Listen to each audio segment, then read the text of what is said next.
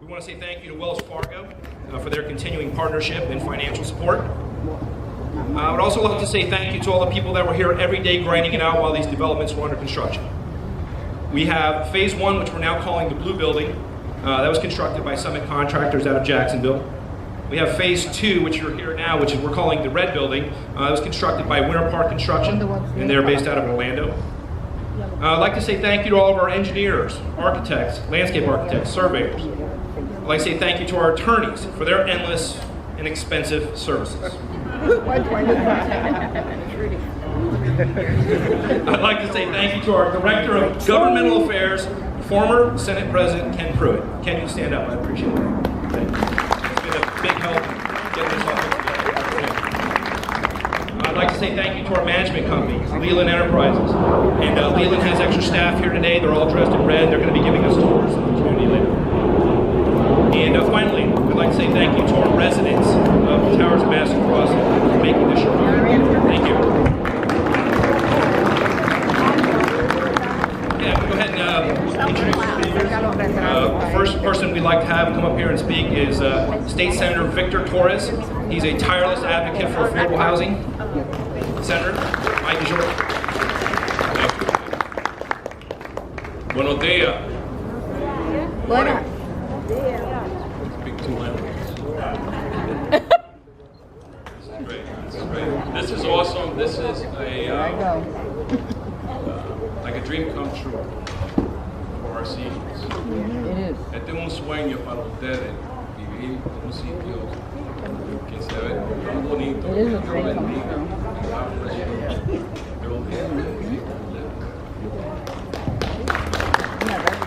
Congratulations to the Towers and Madison Crossing. It's definitely needed in this county, where housing issues have been a topic of conversation. We are proud to see the grand opening of this development and hope to see more low-income housing come to much-needed areas. According to the National Low-Income Housing Coalition, the Orlando, Kissimmee, Sanford area has the fourth lowest availability nationwide of rental housing for low or extremely low-income households. In other words, it is hard for those families to find a place to live. The construction of this unit is the beginning, and I'm proud to see it finally open. Quiero decirle que ustedes han hecho algo aquí, mudándose aquí, que van a abrir las puertas para otras familias. Y Dios quiera que yo pueda hacer más y hacer edificios, ayudar con Mr. Ken Pruitt, para que otras familias tengan la oportunidad también vivir bien. I just want to say that I feel that the construction and the seniors are being looked after, and I thank Senator Ken Pruitt, who came to my office to talk about this. I'm an advocate for the Sadowski funds. This is where the money has to come. This is where we need to do it. This is a solid structure. This is a lasting structure. This makes our families whole. And that's what we need to do. Folks, we need to change the atmosphere in Tallahassee. We need to take care of our seniors. We need to take care of our single moms with their children. Those families that are coming here because of devastation in their island, on the island of Puerto Rico. You know, this is where we have to show what Americans are all about. What is America all about? I'm a veteran. I served in the Marine Corps, and I see the need for veterans who have served this country. And I know many of you out there are veterans who served this country, or some loved ones who have served this country. So I thank you again, Ken, for the invitation. And thank you, and God bless you, and have a good day. Thank you. Thank you, Senator.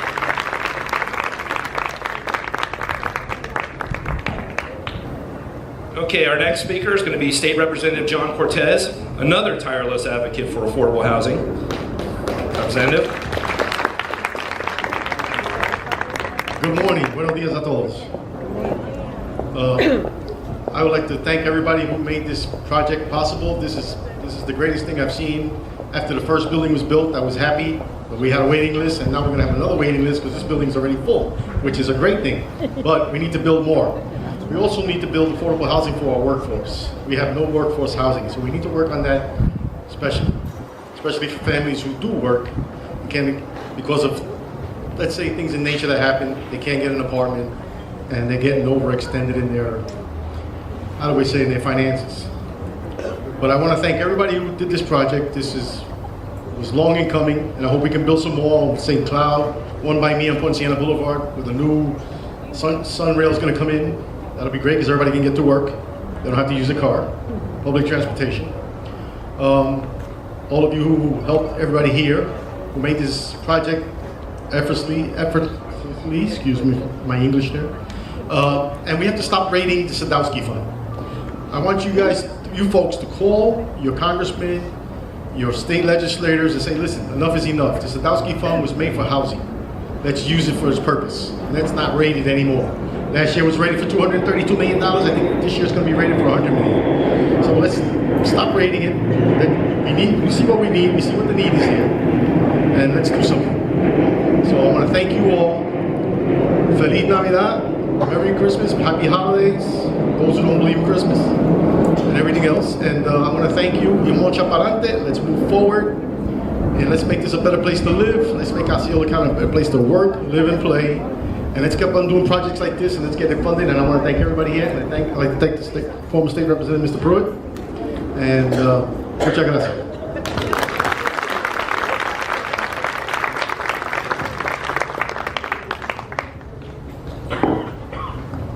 Okay, our next speaker is going to be Osceola County Zone Commissioner Cheryl Grieb.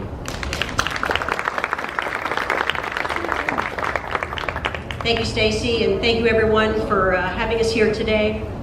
The towers here at Madison Crossing is truly an asset for Osceola County and its residents. The project focuses on seniors and the elderly and has given them a new housing option. I am so thankful that American Realty Development was able to add this additional 7-story, 86-unit tower in addition to the first tower that they had. As the county, we were very supportive of this project through our county SHIP funds, which help the developer get the tax credits that make developments like this feasible. Senior affordable housing is an important part of our housing options. It's not just one area, it's just one area of the affordable housing options that we need here in Osceola County. We need a variety of types to serve the variety of the citizens that we have. And part of our county strategic initiatives is to expand affordable housing through our state and federal funds and through our partners that we have that have been on the stage. But you don't need statistics to know that this kind of development is needed here in our community. Both these towers are already full.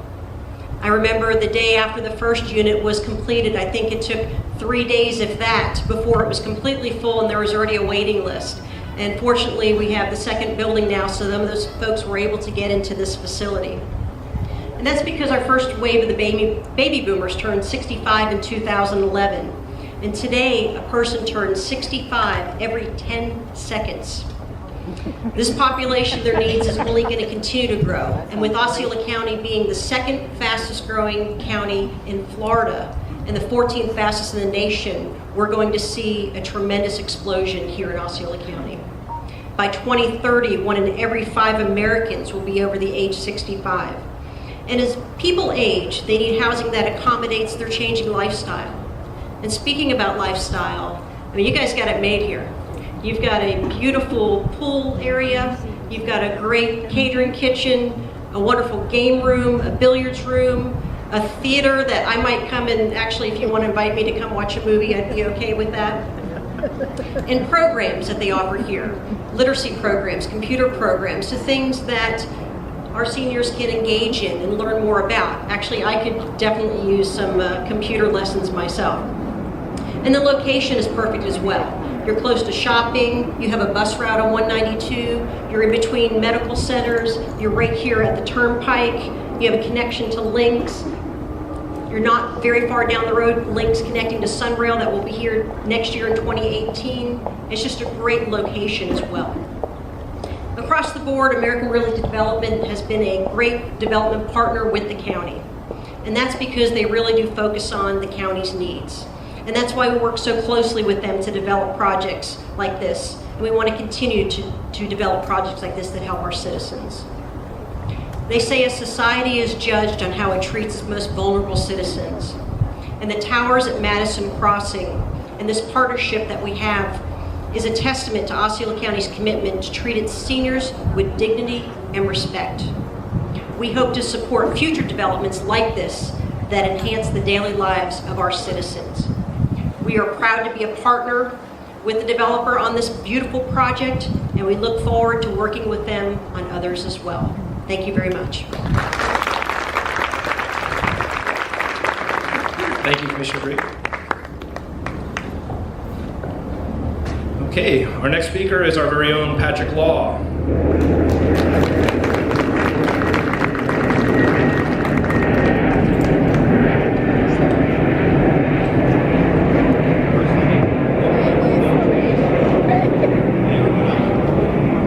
Sorry. I'd like to welcome our distinguished guests. Say everybody's name again, why not? State Senator Victor Torres, State Representative John Cortes, County Commissioner Cheryl Grieb, and Osceola County Housing's Danica Ransom, and everyone else. Let me tell you a little bit about the Tower of Madison Crossing. The towers comprise two buildings constructed in two phases. Going forward, we will be calling Phase 1 the blue building and Phase 2 the red building. You'll note that the canopies over the roofs on the canopies show the colors in the respective buildings, and that the wall artwork has tones consistent with blue and red. This is an affordable elderly housing development financed with low-income housing tax credits. This means that the rents are restricted and the incomes of permitted occupants are restricted. Hence the terms affordable and low income. There are 174 one and two bedroom apartments, 86 in the blue building and 88 in the red building. Currently, all the apartments are occupied by 231 people. Everyone in both buildings were moved in within 30 days of receiving the certificate of occupancy. Commissioner is correct, actually, in about 5 days, but we didn't want to brag too much. The structure of the building is post-tension reinforced concrete with structural metal studs for exterior walls and metal studs for all interior walls. These buildings are green certified. The towers will be self-sustaining and will continue to provide the same level of quality housing it is providing today for generations. 100 years is easily obtainable. The buildings won't rot, be eaten by termites, blow down in a hurricane, or deteriorate in any manner that proper maintenance can't fix. There'll be no reaching out to federal, state, or local governments for new financing every 30 years or so, as so many projects, not even 30 years old, are doing today because of their deterioration due to poor construction choices and little regard for trying to build for longevity. 30-year projects mean no additional housing will ever be created past the first 30 years, since after that, all that is going on is renovating and replacing what is already built and fell apart. We believe buildings should be built to last a minimum of 3 generations, at least 75 years. If that happens, future funds available from federal, state, and local government could be devoted to providing additional housing, not just replacing the existing housing that is falling apart. Based on the 231 people currently living here, over 100 years, it's 23,100 rental years. How many people will spend the rest of their lives here will depend on how long each of them lives here, not on how long it takes for this place to fall apart. If this was a 30-year building, there would only be 6,900 rental years to obsolescence, and at least a third of those years would be awful years because of the building's decline during the last years of its usefulness. It is indisputable that there is already a dire shortage of high-quality multifamily housing for families and elderly living in low-income neighborhoods throughout the United States. Florida is no exception, because of its remarkable weather, proven good government at the state and local levels, at a lower cost to its citizens than most other parts of America, people from everywhere will seek to relocate to Florida. Nowhere in Florida will this be felt more than in Central Florida, and its heart, Osceola County, will likely feel it the most. Why Osceola more than others? Because Osceola has a truly vast potential. To get a grasp of that potential, let me make two comparisons.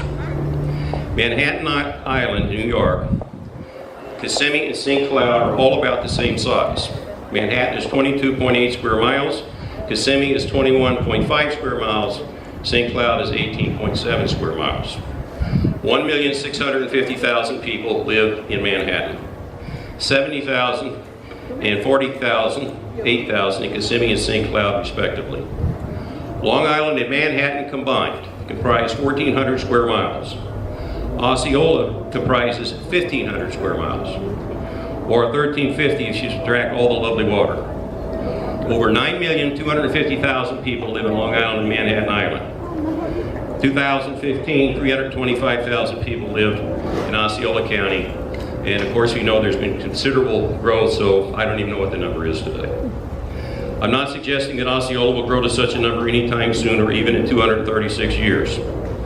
I'm suggesting that Osceola County, compared to Long Island and Manhattan, is an extraordinarily large area served by better local and state government with better weather, situated at a higher elevation ranging from 75 to over 200 feet above sea level, far enough above and from the water to avoid rising tides, hurricane surges, and the highest winds. Osceola has virtually none of the physical constraints that those two islands have. Finally, by the way, Osceola County is half as big as Puerto Rico. Give you those Puerto Ricans some idea of how really vast this county is. Finally, Osceola is part of a large metroplex possessing tremendous educational facilities, many business enterprises, the best theme parks and other attractions in the world, and a world-class international airport, yet has the vast portion of its land unencumbered by any dense development at all. As Osceola grows, many projects like the towers at Madison Crossing need to be built. Not these exact buildings, of course, but equivalent buildings in every development category designed to last for generations, 100 years and more, never becoming a burden to Osceola County. God bless the people who build these buildings, especially those toiling under the hot sun, setting the steel, pouring the concrete, erecting the walls, installing the pipes, wires, utilities, bathrooms, floorings, and elevators, and all the rest that goes into creating these homes in Madison Crossing. God bless the people who reside here today and in the future. May these homes shelter them and may they find comfort in living here. God bless Osceola County and its people and leaders. May its leaders guide the development of Osceola wisely, always with a mind that while trying to solve the problems of today, creating problems in the future must be considered and avoided. God bless the great state of Florida and its people and leaders. God bless America. Amen.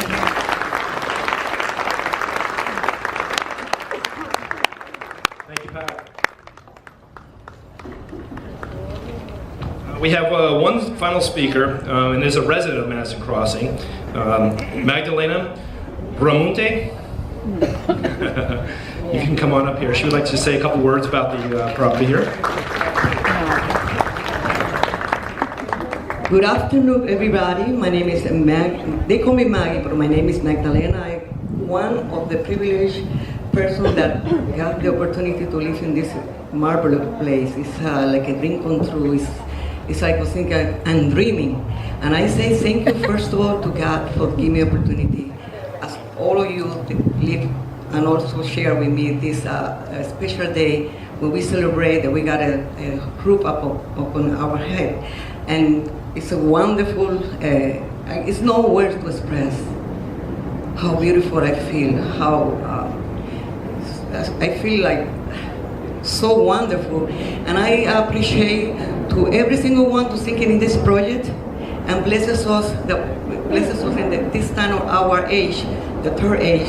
And this is the reason today is good to celebrate and say thank you to God. Now that it's coming Christmas and the festivity, and we got the glad heart, and to celebrate that we made it. We made our dream come true. Thank you for each one of you that's thinking in us. And God bless you. And I'm just gonna say thank you, God, thank you, God, thank you, God. And so it is. God bless you, everybody.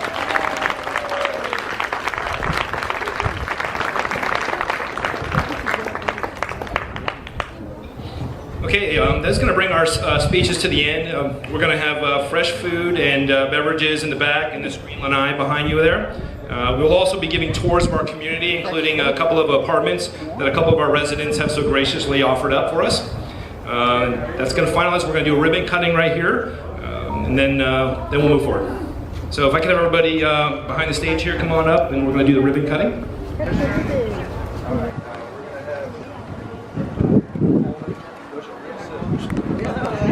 Are you ready? One. Drum roll.